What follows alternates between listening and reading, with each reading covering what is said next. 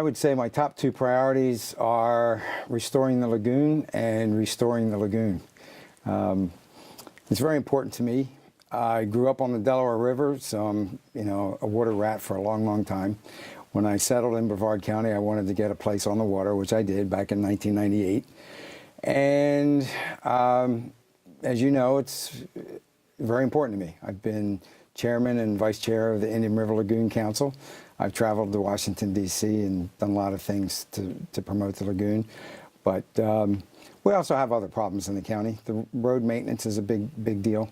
We didn't do enough roads. We should be repaving about 50 miles of roads a year.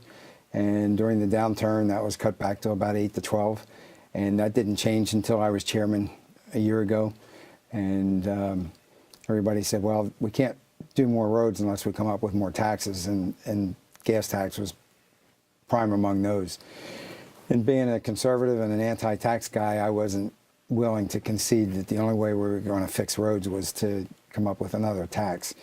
So I sat down with the county manager at the time, Stockton Witten, and said, we got to find some money here. So we did, and we restructured some loans, and we lowered our interest rate, and we lowered our payments, and we came up with extra cash, and we did 55 miles of roads when I was chairman. And this year, we're going to do about 60 miles, so we're on the right track.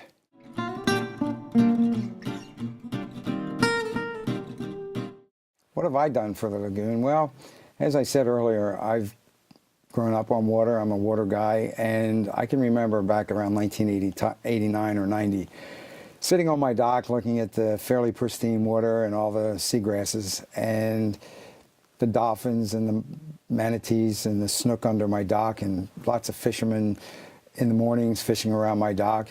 And I said, boy, I would hate to see the day when I would tell my grandkids, I can remember when.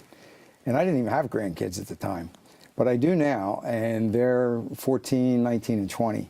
And they see, they've been here since 2004, and they've seen the degradation of the river just in that short period of time.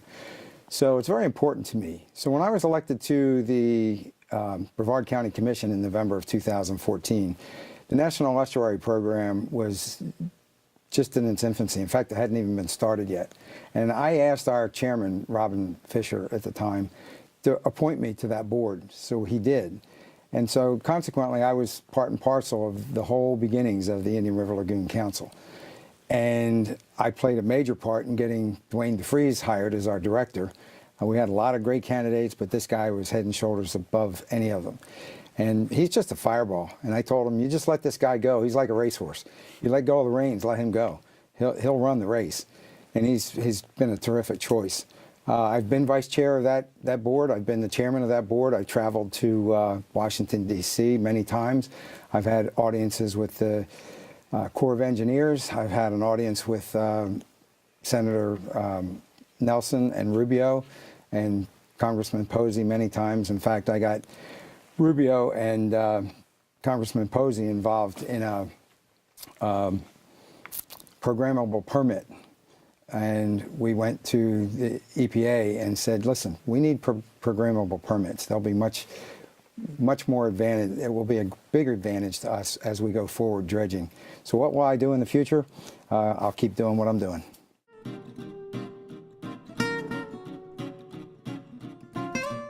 Do I support impact fees to fully compensate expenses in construction costs? In theory, yes. In actuality, I could never do that because, just for example, if it gets to be too expensive, you're going to have a hard time attracting good businesses. And I'm a prime example of that. When I bought my Mako franchise back in 1987, I attended the Mako School, Mako University up in Pennsylvania. And one of the other gentlemen that was in school with me at the time, he opened in Orlando. And I opened in August of '87, and he opened in January of '88. And he couldn't get open as quickly as I did because he had to jump through all the hoops in Orange County. He opened in Orlando. And one of the big hoops was he had to pay an environmental impact fee, which I think cost him somewhere in the $88,000 range.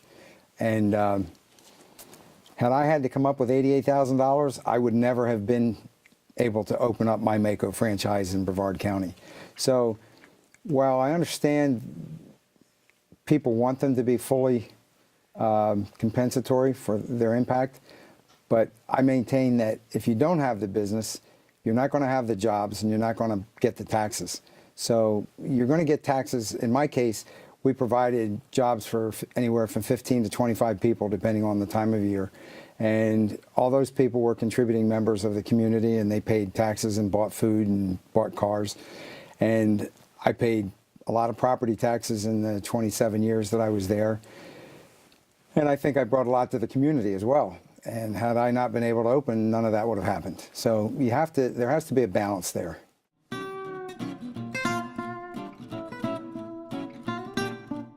Indian River Lagoon tax funds should only be used for the recovery of the lagoon. When I was out at the town halls with Virginia Barker, our Director of Natural Resources, back in 2016, prior to the vote, we traveled the county. We had countless, from Titusville all the way down to Mims. We had countless town halls, and we explained to people what was involved. And we weren't advocating for it. We weren't advocating against it. I was very specific when I spoke to the people that would show up. This is your decision. All I ask is that you make an educated decision. Learn as much as you can about it, and that's what we're here for. We're here to educate you and answer your questions. The main question that we got, the number one question we always got from at least one person in every town hall, was, how do we know if we vote for this, all the monies will only be used for restoring the Indian River Lagoon? Because we voted for so many things, and we've been told so many times that it was going to be used for this or it was going to be used for that. And then it wound up being hijacked in funds, a lot of funds, sometimes a little funds, but funds would be hijacked from that source and used elsewhere. And so I said, the promise is that it will only be used for Indian River Lagoon purposes. And that's why we have the Citizens Advisory Commission to do exactly that, to keep an eye on the spending.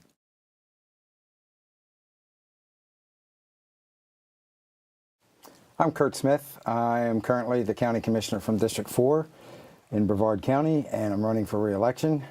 And I'm a longtime resident. I'm not a politician. I come from the private sector, 40 years in business. I'm a businessman. And when I sold my business, I intended to retire and just enjoy the fruits of my labors. Except I got sidetracked by some friends that said, boy, you know, we could use somebody like you on the county commission, somebody with a good business sense and business background. I said, yeah, I'm not interested. But, you know, I said, I'll pray about it. And I did. And the good Lord said, I prepared you for this. And so like any good Christian, I ignored that for about 2 weeks. And he pretty much slapped me up the side of the head and said, this is what you're going to do. And so here I am.